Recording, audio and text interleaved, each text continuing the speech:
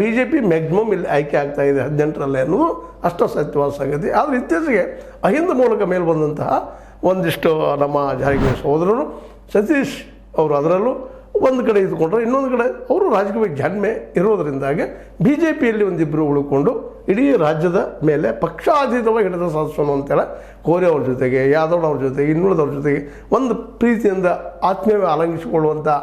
ಒಂದು ವಿಚಾರ ಮಾಡಿಕೊಂಡು ಈ ಒಂದು PDCCಯನ್ನು ಕಬ್ಜಕ್ಕೆ ತೆಗೆದುಕೊಳ್ಬೇಕು ಅಂತೇಳಿ ಆಲ್ರೆಡಿ ಲಕ್ಷ್ಮಣ ಸವದಿಯವ್ರ ಜೊತೆಗೂ, ಇನ್ನುಳಿದವ್ರ ಜೊತೆಗೂ, ಜೊಲ್ಲೆಯವ್ರ ಜೊತೆಗೂ ತಮ್ಮ ಸ್ನೇಹ ಹಸ್ತವನ್ನು ಚಾಚೆ ತಮ್ಮ ಒಂದು ಫಲತ್ವವನ್ನು ಸಾಧಿಸಿಕೊಳ್ಳುವಂಥ ಪ್ರಯತ್ನ ನಡೆಸಿದ್ರು. ಈ ಸಂದರ್ಭದಲ್ಲಿ ಕತ್ತಿಯವರು ಮಾತ್ರ ಈ ಸಲ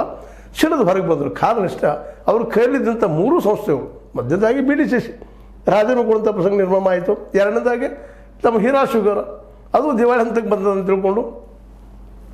ಅದು ಅವ್ರು ಹೊರಗೆ ಬರುವಂಥ ಪ್ರಸಂಗ ಬಂತು. ಅದರ ಜೊತೆಗೆ ಹುಕ್ಕೇರಿ ಅವರ ಅತ್ಯಂತ ಆತ್ಮೀಯವಾದ ಸಂಸ್ಥೆ, ಸಹಕಾರ ಸಂಸ್ಥೆ ವಿದ್ಯುತ್ತಿದ್ದು ಅದರೂ ಹೋಯ್ತು ಕೈ ಅಂದ ತಕ್ಷಣ ಅವರು ಅನಿವಾರ್ಯವಾಗಿ ತಮ್ಮ ಅಸ್ತಿತ್ವಕ್ಕಾಗಿ ಇವತ್ತು ಯಾರೋ ನಮ್ಮನ್ನು ಒಡೆದ್ರು ಮಾಡಿದ್ರು ಅಂತ ಒಂದು ಮಾತನ್ನು ಹೇಳ್ತಾ ಇವತ್ತು ಹೊರಗೆ ಬಂದ ನಾವು ಹೋರಾಟಕ್ಕೆ ಸಿದ್ದಿದ್ದೀವಿ ಅನ್ನೋ ಸಂದರ್ಭದಲ್ಲೇನ ಜಿಲ್ಲೆಯ ಲಿಂಗಾಯತರೆಲ್ಲ ಒಂದಾಗಿ ಮಹಾರಾಷ್ಟ್ರದ ಯಾವುದೋ ಒಂದು ಮಠದಲ್ಲಿ, ದೊಡ್ಡ ಮಠದಲ್ಲ, ಯಾವ ಮಠನೋ ಗೊತ್ತಿಲ್ಲ, ಗೊತ್ತಾಗ್ಬೋದು, ಇಷ್ಟರಲ್ಲಿ ಗೊತ್ತಿದ್ರು ಹೇಳ್ತಾ ಇಲ್ಲ, ಗೌಪ್ಯವಾಗಿ ಮೀಟಿಂಗ್ ನಡೆದ ಲಿಂಗಾಯತ ನಾಯಕರೆಲ್ಲ ಬೆಳಗಾವಿ ಜಿಲ್ಲೆ ಇವತ್ತು ಲಕ್ಷ್ಮಣ ಸವದಿಯವ್ರು ಇರ್ಬೋದು, ನಮ್ಮ ಲಕ್ಷ್ಮೀ ಹೆಬ್ಬಾಳಕರ್ ಇರ್ಬೋದು, ಅಲ್ಲೇ ಎಲ್ಲ